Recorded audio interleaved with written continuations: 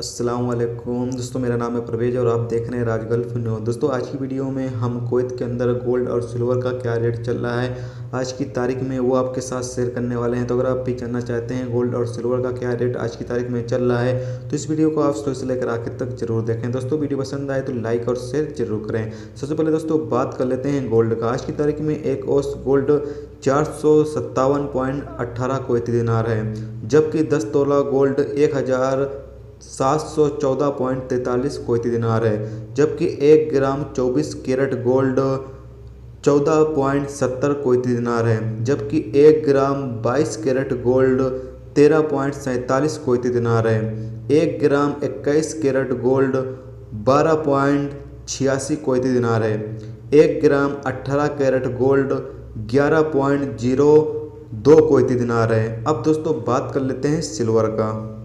Silver का आज की तारीख में 1 ग्राम सिल्वर 0.17 कुवैती दिनार है, जबकि 1 औंस सिल्वर 5.4 कुवैती दिनार है, जबकि 1 किलोग्राम सिल्वर 173 कुवैती दिनार है, जबकि 1 तोला सिल्वर 2 कुवैती दिनार है।